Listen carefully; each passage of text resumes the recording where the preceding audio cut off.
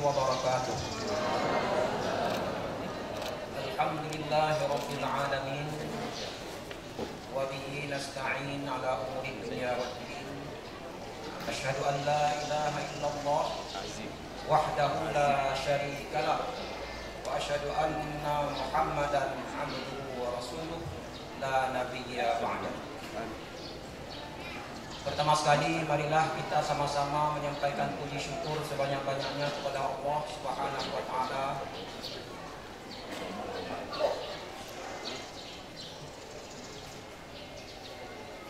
atas segala rahmat, nikmat dan karunia-Nya yang senantiasa dilimpahkan kepada kita sekalian, termasuk nikmat dan karunia pada hari ini kita telah bisa hadir ke tempat yang sangat mulia ini, diberikan kesehatan fisik dan mental kita, dan harapan kita semoga nikmat ini akan terus diberikan sepanjang masa sehingga kita tetap dalam keadaan sehat walafiat, dapat bertakarrub kepada Allah dan dapat bermuamalah dengan sesama manusia. Berikut selawat beserta salam juga kita kirimkan kepada junjungan alam Nabi kita, Nabi yang agung, Nabi besar Muhammad sallallahu alaihi wasallam, atas petunjuk-petunjuk, bimbingan-bimbingan beliau, sehingga kita bisa mengenal diri kita sendiri dan kita bisa mengenal Allah Subhanahu wa Ta'ala. Tanpa petunjuk dan bimbingan dari baginda kita Nabi besar Muhammad sallallahu alaihi wasallam, kita tidak bermakna apa-apa. Kita tidak akan berada di sini. Kita tidak akan mengenal Allah, tidak akan mengenal ilmu apapun. Jemaah yang dimuliakan Allah Subhanahu wa Ta'ala, penghormatan saya kepada pimpinan pesantren, yaitu Ustadz Fakhruddin Lakmuddin MPD, kemudian Ustadz Muhammad Yamin, kemudian pimpinan sekolah Sen dan Aliyah, mohon maaf saya tidak bisa menyebutkan namanya. Kemudian Bapak pimpinan yayasan yang saya hormati, kemudian para asatidz dan ustazat yang telah berhadir pada hari ini, para panitia yang tidak boleh kita lupakan karena kesibukan dan bantuan mereka lah sehingga acara ini bisa terlaksana dengan baik. Demikian juga yang sangat saya hormati para orang tua santri, baik ibu ataupun bapak, ataupun mungkin saja keluarga yang telah berhadir ke tempat yang mulia ini. Kemudian hadirin hadirat, sebelumnya lebih khusus mungkin saya hampir lupa menyebutkan orang yang berbahagia pada hari ini, yaitu santriwan dan santriwati yang pada hari ini hari yang sangat dinanti-nantikan. Semoga ananda kami ini tetap segar bugar dan tetap membina cita-cita, sehingga meninggalkan umardian tidak berarti sudah berakhir segala-galanya. Jamaah hadirin hadirat yang dimuliakan Allah Subhanahu wa Ta'ala, saya bagi dua apa yang saya sampaikan pada hari ini. Pertama, pesan dan kesan, atau saya lebih mendahulukan kesan dulu. Pada bagian akhir nanti baru kita sampaikan pesan. Selama saya mengenal Mardian, atau selama saya mengantarkan anak saya ke Mardian, banyak sekali kesan dan pengalaman yang mungkin kalau saya sampaikan tidak cukup 1 jam, karena selama 6 tahun di sini tidak mungkin kita sampaikan dalam waktu 5 menit. Tetapi saya ingin menyampaikan beberapa hal pengalaman yang cukup penting bagi saya terkait dengan mengantarkan anak saya di Umardian ini selama 6 tahun. Ada pengalaman yang tidak bisa saya lupakan, yaitu pengalaman sempat anak saya pada saat menempuh pendidikan di sini hampir-hampir tidak bisa melanjutkan karena kondisi sakit. Saya hampir-hampir kecewa, para ustadz sekalian. Sakitnya pun aneh. Sakitnya begitu disebut Umardian, dia tambah sakit. Kalau pulang ke rumah, mau diajak balik, nangis. Mohon maaf Ananda, saya ceritakan sedikit. Bukan memalukan. Pamannya pulang 1 hari, nak besok kita balik. Suri aja Pak. Oh tidak boleh, Ustaz sudah bilang tidak boleh suri. Kalau suri nanti jadinya malam. Kita balik pagi. Tidak apa, suri aja. Jadi yang mau saya sampaikan, sempat down. Mungkin para Ustaz sudah mengetahui, karena sering juga saya berkonsultasi terutama dengan Ustaz Fakhrudin, Ustaz Yamin, dan Ustaz-Ustaz yang lain. Bahkan sempat beberapa Ustaz datang ke rumah menjemput.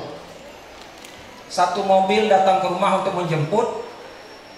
Saya berbahagia sekali ketika mereka datang dengan harapan anak saya bisa kembali ke Umardian. Tapi ternyata pada hari itu tidak juga berhasil. Dibujuk, dirayu bagaimana supaya Ananda bisa balik ke Umardian. Belum lagi tergerak hatinya untuk bisa balik. Sudahlah, saya bilang sama para ustaz, besok kita ajak lagi. Yang jelas saya berusaha setiap hari mengajak supaya balik ke sini lagi. Lebih kurang selama 2 bulan pulang tidak balik-balik. Saya berterima kasih sekali kepada para ustaz yang bisa memahami keadaan anak saya sehingga namanya tidak dicoret. Alhamdulillah sampai pada hari ini Ananda bisa diyudisiumkan. Hadirin hadirat yang dimuliakan Allah Subhanahu wa taala. Memang ya ketika kita tanya, saya bertanya, mengapa tidak mau balik? Itu yang paling menyedihkan kami.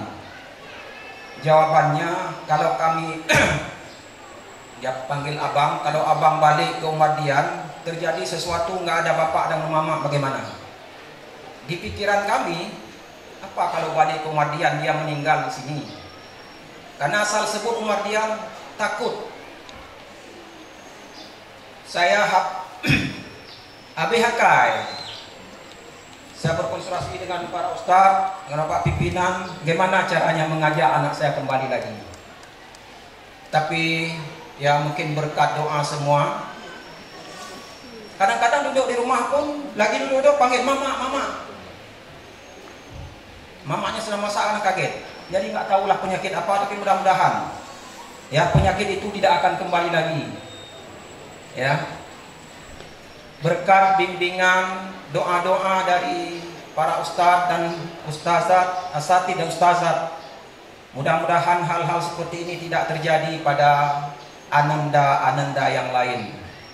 Bisa tekun ikut pelajaran di sini yang sangat-sangat berharga. Tidak bisa kita bayangkan, ya, khususnya ananda-ananda kita ini dulunya sebelum datang ke Umardian belum jadi apa-apa. Kalau terkait dengan bahasa mungkin isim, fi'il, maf'ul bi, fa'il itu Anda tidak kenal. Tapi begitu datang di sini, Anda sudah banyak sekali ilmu yang diperoleh. Anda sudah bisa berbahasa Arab, berbahasa Inggris, membaca kitab. Alhamdulillah, Ustaz, saya sangat bangga ketika saya membaca kitab kuning, tapi sempat ditegur oleh anak saya. Saya tidak menyangka. Mungkin kalau orang lain tegur kita agak merasa sedikit apalah. Tapi ketika anak saya yang tegur, dada saya dingin. Kenapa ini terjadi? Ya, karena alhamdulillah dulu belum tahu apa-apa, tapi ketika belajar di Muhammadiyah bisa menegur ayahnya yang membaca kitab Al-Mahalli. Kadang-kadang saya sodorkan kitab ini untuk dibaca. Maksud saya mengetes apa hasil belajar di Muhammadiyah. Tapi ternyata alhamdulillah banyak sekali manfaatnya. Selama 6 tahun di sini, kalau boleh saya meminta anak saya untuk tetap tinggal di sini lagi. Tapi keadaan tidak memungkinkan.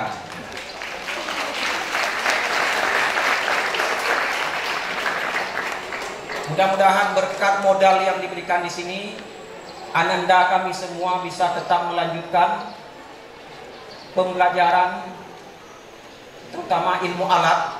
Bukan berarti yang lain tidak penting, ilmu alat, bahasa Arab, bahasa Inggris.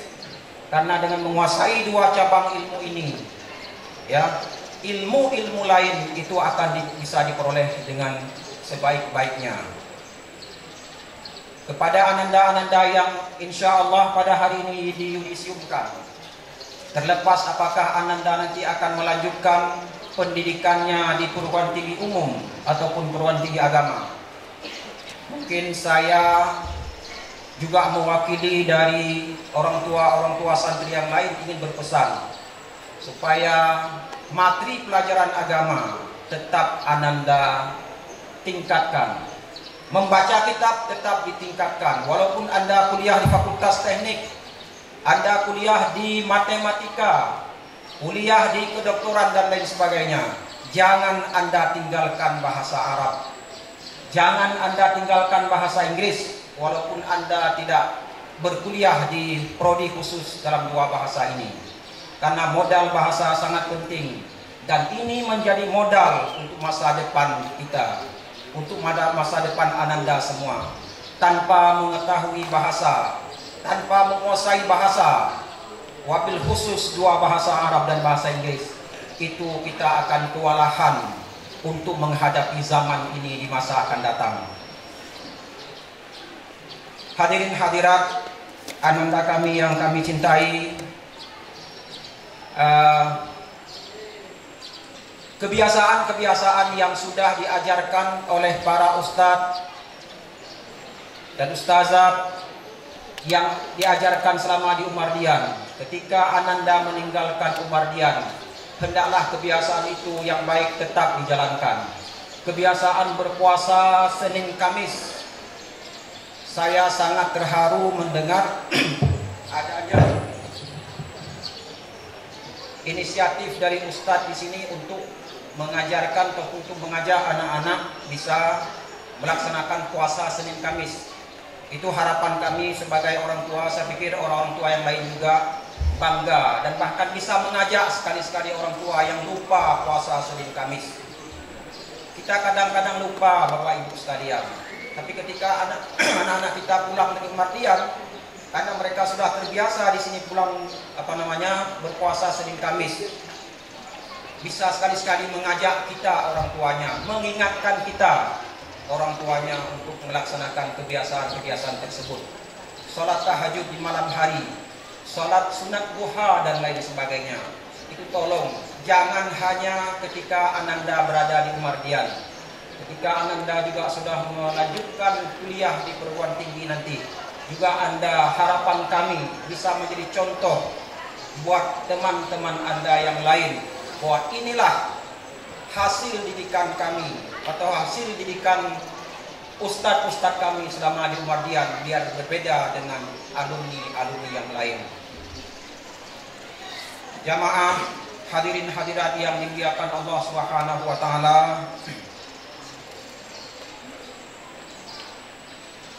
mungkin sedikit juga ingin saya sampaikan, ya.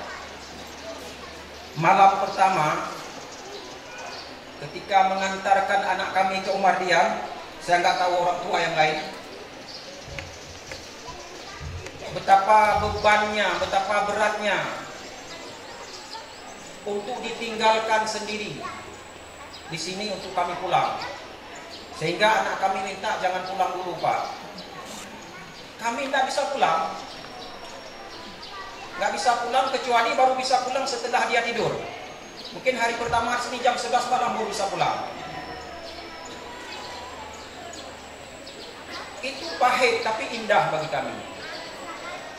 Dan tidak jarang pula ditelepon kami kadang-kadang jam 11 malam, meminta pinjam telepon para ustadz kita di sini. Hanya karena minta pulang satu hari. Jadi kami sudah tidur, bangun malam, tetap hadir. Untuk apa? Untuk agar dia tidak minta pulang, untuk tidak kuliah untuk tidak belajar lagi di Muhammadiyah. Jadi segala permintaan dia, semampu yang kami penuhi, kami tetap memenuhi. Dan ini memang betul-betul kesabaran kita yang cukup kuat. Saya nggak tahu, mungkin orang tua yang lain tidak merasakan seperti ini. Mungkin kami ya termasuk orang yang paling banyak datang ke Muhammadiyah. Bisa jadi dalam satu minggu itu 2-3 kali. Ya, di celah-celah beban kerja di kantor, tapi tetap saya mengutamakan ini demi anak. Karena inilah modal kita ke depan. Saya minta izin di kantor kadang-kadang hanya untuk datang ke sini karena panggilan. Kami tetap memenuhi, mudah-mudahan ya, semua hal-hal yang kami hadapi itu tidak sia-sia. Alhamdulillah, pada hari ini telah bisa kami menyaksikan hasilnya. Doa kami kepada para ustadz, asatidz dan ustazat, dan ucapan terima kasih kami kepada asatidz dan ustazat yang tidak dapat kami lukiskan dengan kata-kata. Tidak bisa kami memilih kata-kata apa yang tepat untuk menyampaikan rasa terima kasih dan penghormatan kami kepada para ustadz di sini yang telah mendidik, membina, membangun akhlak anak kami sehingga anak kami bisa bermakna dalam kehidupan ini. Mohon maaf para ustadz, mungkin sedikit saya bercerita. Ada satu penelitian di barat di sana, diadakan penelitian tentang keberhasilan seseorang. Jadi kecerdasan manusia itu minimal ada 2 macam. Ada yang namanya kecerdasan intelektual dan ada yang namanya kecerdasan emosional. Kecerdasan intelektual adalah kecerdasan yang sifatnya kognitif, yang sifatnya ilmu. Anda memperoleh ilmu akhlak, Anda memperoleh ilmu matematik, memperoleh ilmu sejarah dan lain sebagainya, itu termasuk dalam kategori kecerdasan intelektual Anda. Tapi juga ada kecerdasan emosional. Emosional mungkin dalam bahasa agama disebut kecerdasan rasa, kecerdasan akhlak, akhlakul karimah. Jadi pada manusia ini mungkin wabil khusus ya untuk anak-anak kita yang akan melanjutkan pendidikan. 2 kecerdasan ini, kecerdasan intelektual dan kecerdasan emosional, itu yang bisa menyumbang keberhasilan Anda itu kecerdasan intelektual hanya 20%. Itu hasil penelitian, dikumpulkan sekian banyak, diwawancarai, dikirim angket. Jadi kecerdasan intelektual itu bisa memodali seseorang untuk mencapai keberhasilan hanya 20%. Selebihnya yang paling besar pengaruh untuk keberhasilan seseorang adalah kecerdasan emosional. Kecerdasan emosional bisa menyumbang keberhasilan Anda sampai 80%. Dan apa itu kecerdasan emosional? Kecerdasan emosional adalah kecerdasan rasa, kecerdasan akhlak, akhlakul karimah. Itulah kecerdasan emosional. Betapa banyak orang-orang yang banyak sekali ilmunya. Dari segi akademik mungkin telah mencapai gelar doktor, profesor dan lain sebagainya. Tetapi ketika mereka tidak memiliki akhlak yang baik, ketika mereka tidak memiliki akhlak yang mulia, itu ilmunya tidak bermakna sama sekali. Oleh karena itu harapan kami ya, agar dalam menempuh pendidikan ini jangan semata-mata kecerdasan intelektual yang diutamakan, tapi kecerdasan emosional yang harus lebih dikedepankan. Boleh jadi seseorang yang ilmunya hanya sedikit, tetapi karena kecerdasan emosional lebih banyak, itu lebih mulia dalam pandangan manusia.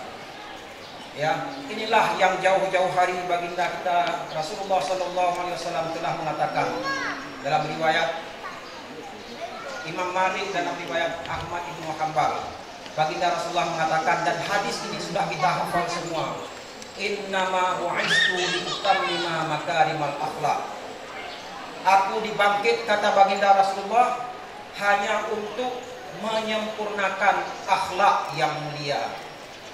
Kita bisa melihat, Ananda tahu bahasa Arab, ya, huruf innama itu adalah adat hasar. Makna adat hasar, Rasulullah ingin membatasi bahwa saya ini diutus bukan untuk yang lain. Saya ini diutus untuk menyempurnakan akhlak. Tapi Ananda sudah tahu bahwa yang paling penting dalam agama adalah akidah. Akidah syariah. Bagaimana kita beribadat kepada Allah. Tapi kenapa Rasulullah tidak mengatakan saya diutus untuk mengajarkan akidah? Saya diutus untuk mengajarkan syariat. Tidak kita temukan hadis-hadis Rasulullah yang menyebutkan itu. Tetapi beliau justru mengatakan, saya dibangkit untuk menyempurnakan akhlak. Karena kata para ulama, bahasa Rasulullah seperti itu untuk menunjukkan itu sesuatu yang paling penting setelah akidah. Tidak ada yang lebih penting dari akidah kecuali akhlakul karimah. Mengapa baginda Rasulullah sallallahu alaihi wasallam banyak mendapat ikutan bahkan dari orang-orang yang belum mengenal Islam, hanya karena akhlak beliau yang sangat terpuji, akhlak beliau yang sangat mulia. Kenapa bisa sampaikan? Karena banyak para hadirin hadirat sekalian, orang-orang yang kadang-kadang ilmunya sudah tinggi, hendak bilir lain. Jadi orang-orang yang tidak sama-sama belajar dengan dia tidak level. Jadi mereka ditinggalkan. Yang dicari hanya teman-teman yang selevel. Guru besar mencari temannya guru besar. Doktor mencari temannya doktor. Magister mencari temannya magister. Tidak mau kenal kalau tidak selevel. Ini saya pikir tepat sekali apa yang dikatakan oleh baginda Rasulullah SAW yang kita sebutkan tadi. Kemudian Ahmad Syauqi juga sering kita dengar mengatakan, innamal umamu al-akhlaqu ma baqiyat wa ilhum zahabat akhlaquhum zahabu. Suatu umat, kejayaan suatu umat, kejayaan suatu bangsa, kejayaan suatu negara, ketika akhlak sudah pergi, maka kehancuran pun akan terjadi. Ini dibuktikan dengan apa yang dikatakan oleh baginda Rasulullah SAW. Oleh karena itu para hadirin dan hadirat yang hadir pada tempat ini, secara khusus kami mengharapkan kepada ananda-ananda yang akan dimisiumkan, karena kalau yang lain itu apa dinasihati. Ini ananda-ananda kita yang masih belia-belia yang perlu dinasihati, supaya modal apa yang telah disampaikan oleh Rasulullah SAW supaya tetap diamalkan dengan baik, tidak sombong nanti ketika meninggalkan umur dia. Jangan lupakan para ustadz, sering-sering mengunjungi para ustadz di sini yang telah membuka mata kalian sehingga bisa mengenal dunia ini dengan baik.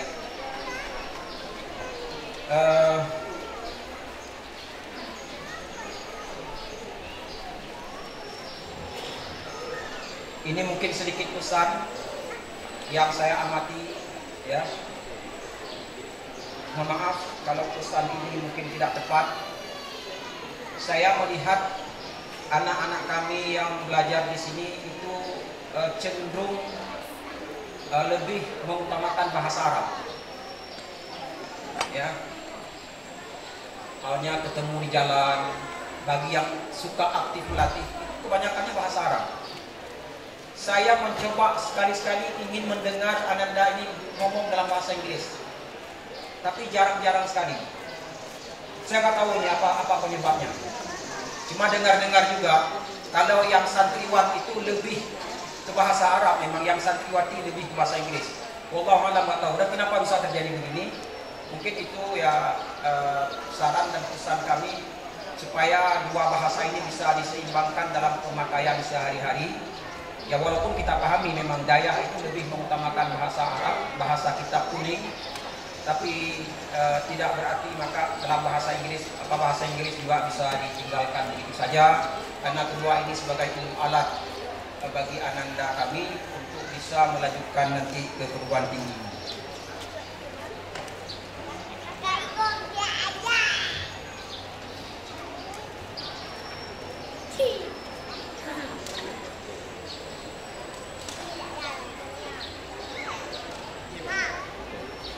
Kemudian kalau boleh juga saran kami, sesekali diadakan pertemuan dengan wali santri. Ya, ini saya pikir banyak maknanya untuk evaluasi dan supaya kami juga bisa mendengarkan mungkin ada hal-hal yang ingin disampaikan oleh para ustadz untuk kemajuan pendidikan anak kami. Saya tidak bisa membuat umpamanya apakah mengatakan 1 bulan sekali, 2 bulan sekali, atau 1 semester sekali. Paling tidak ya sesekali lah. Harapan kami mungkin supaya kami bisa berdiskusi dengan para ustadz, menyampaikan sesuatu tentang anak kami masing-masing demi untuk kemajuan anak kami di masa akan datang. Kemudian saran juga, kalau boleh ya sekali-sekali diadakan kajian baca kitab kuning, artinya di luar materi sekolah biasa. Maksudnya yang saya maksudkan kitab kuning di sini kitab-kitab yang dipelajari di daerah-daerah salafi. Karena kadang-kadang anak-anak kami yang pulang dari sini sering dilecehkan sama orang-orang Dayak.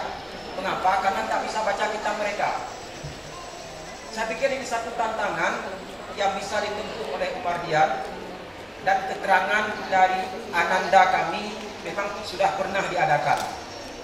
Apa seminggu sekali mungkin mengkaji apa kitab semacam kitab Iana Fathul Mu'in, ya, kitab kuning yang artinya tidak yang dipelajari di pesantren-pesantren, diadakan apa seminggu sekali, 2 minggu sekali, diajari mereka supaya terbiasa membaca kitab-kitab tersebut, sehingga terjembatani antara materi yang dipelajari di pesantren modern ini dengan di pesantren salafi. Dalam hal membaca kitab sama-sama memiliki kemampuan, sehingga kita tidak dianak-didikan dalam penilaian masyarakat.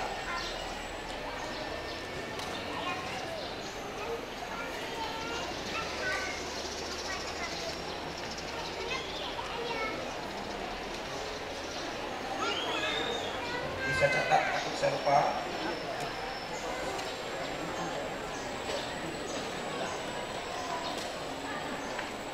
Saya pikir yang hal-hal yang penting tidak ada lagi.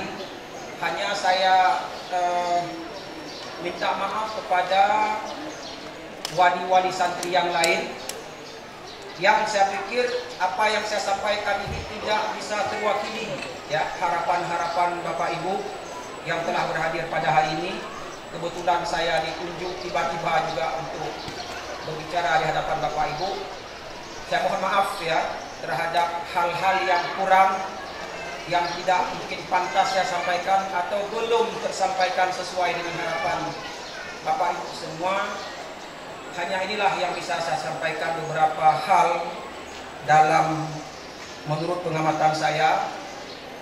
Sekali lagi kepada para asatiz dan ustazat, kami ingin menyampaikan terima kasih. Kami ingin menyampaikan penghormatan yang setinggi-tingginya atas jasa para asatiz dan ustazat terhadap ananda kami yang telah menjadi orang. Mudah-mudahan dengan modal yang ada di sini bisa dikembangkan untuk masa-masa yang akan datang. Mungkin ini saja yang dapat kami sampaikan. Lebih dan kurang saya mohon maaf. Wabillahi taufiq wal hidayah. Wassalamualaikum warahmatullahi wabarakatuh.